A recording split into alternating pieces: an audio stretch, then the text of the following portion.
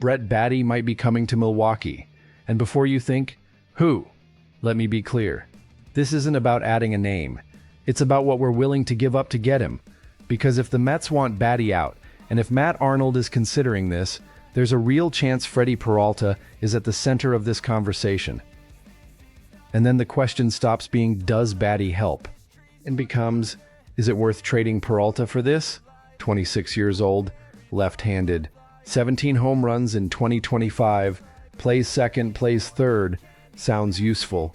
But useful doesn't win World Series.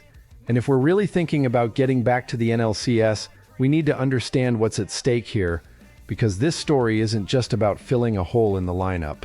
It's about what happens when you trade proven talent for uncertain potential. And nobody's talking about that yet. Let's start from the beginning. The Brewers have a real problem at shortstop. Joey Ortiz struggled at the plate, we know that. Bryce Terang can play there, but he's better at second base. And after Isaac Collins got shipped to Kansas City, we lost offensive depth. So it makes sense to look at a guy like Baty. He hits from the left side, has power, plays multiple positions. In theory, he solves two problems, gives us lineup protection and defensive flexibility. But let's be honest, Baty couldn't stick in New York. He hit .254, which isn't horrible. But it's also not the kind of production that changes a team. And if David Stearns, who knows this organization better than anyone, is willing to deal him, what does that tell you? Could be he just doesn't have room with Bo Bichette coming to third base. Could be the Mets think his ceiling's already been reached. Or it could be they see something we haven't seen yet. And that's where Freddy Peralta comes in. RJ Anderson projects Peralta going to the Mets in this same window. We don't know if Baty would be included in that package, but the timing's too suspicious to ignore. If we send Freddy out, we're giving up a pitcher with a high strikeout rate, with contract control, and who knows this rotation better than anyone. And look, if you're watching this far and haven't subscribed yet, now's the time. We don't do clickbait. We do real analysis, thinking about this team's future. Hit that button, turn on notifications, and let's go. Now let's talk about fit. If Baty comes, somebody's got to move. Terang goes to short, Baty takes second base. Ortiz becomes a utility guy or loses playing time. That creates movement in the infield, but it also creates uncertainty. We won 97 games last year with chemistry, continuity, and execution. Messing with that without a guarantee of improvement is risky. And there's something else.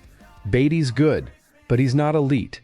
He's not the type of piece that puts you over the Dodgers, the Phillies, or even the Mets themselves. He's complementary.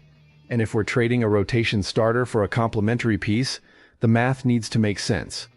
Matt Arnold's not stupid. He knows this team needs power in the lineup. But he also knows pitching wins October. And if he thinks he can replace Peralta internally, with Tobias Myers, with Aaron Ashby coming back, with some arm from outside, then maybe the trade makes sense. But maybe isn't good enough. Here's what worries me. We've spent the last few years building this team on pitching and development. We don't spend like the big markets. We don't buy ready-made solutions. We develop, adjust, maximize. And when you trade a guy like Freddy Peralta, you're playing against your own system. Can Baty work out? Sure. He could become a solid everyday player, give balance to the lineup, help us get back to the playoffs. But he could also be just another name that doesn't fit, that doesn't produce, and a year from now we're trying to trade him again. And meanwhile, Freddy Peralta's pitching for the Mets, maybe helping them get to where we want to be. So the question isn't whether Baty's good. The question is he good enough to be worth the risk? And I still don't know the answer. Drop it in the comments. Would you trade Freddy Peralta for Brett Baty?